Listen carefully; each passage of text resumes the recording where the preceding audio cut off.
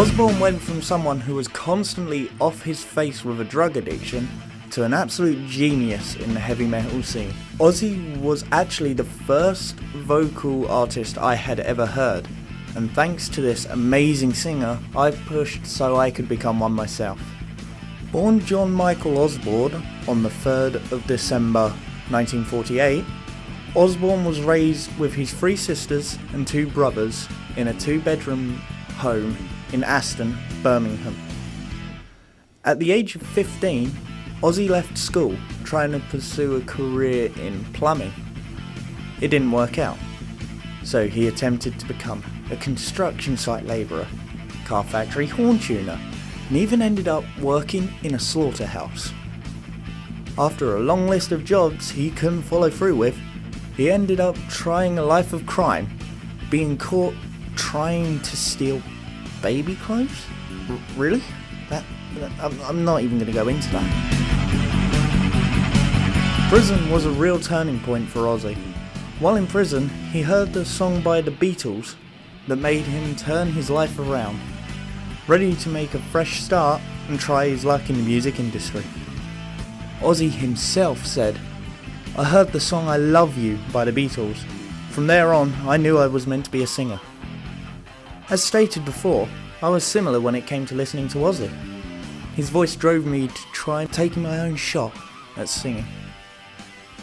Ozzy first hit the musical industry as part of the band Black Sabbath, leaving his mark with an amazing and constantly recognisable voice. He started to make his mark on the metal scene. Black Sabbath's first album, Paranoid, took their career to amazing new heights. This was his first impact, and it was the one that left the biggest mark. Even until today, it's still being played. At the time of the late 70s, most of the youth were ready to rebel. They were rebellious and they wanted a revolution. Ozzy Osbourne just came along to be the man that started it all.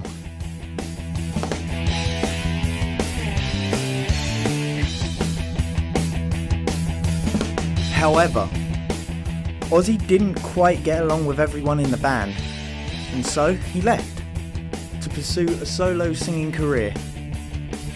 This was the start of a new era for Ozzy and a new era for metal. Ozzy truly started off the metal scene and is now dubbed the Godfather of Metal. At this time, he took the world of metal by storm. Now, also dubbed as the Prince of Darkness, Ozzy has a massive following of devoted fans and now has Ozzfest, a weekend of metal, in his honour. Ozzy even moved to become an actor for an MTV show known as The Osbournes.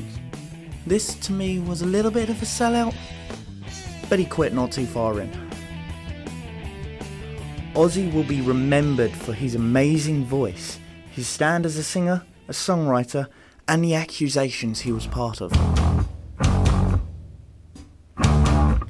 Being blamed for the song Paranoid, and people mishearing the lyrics for them to kill themselves.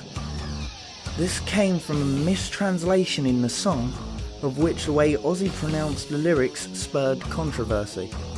The line, "I tell you to enjoy life, I wish I could, but it's too late," was misheard to say end your life. And this led to 2 children committing suicide, and he was sued over the incident. Ozzy will be remembered long after he takes the last crazy train off this planet. And remember, you can't crucify the dead.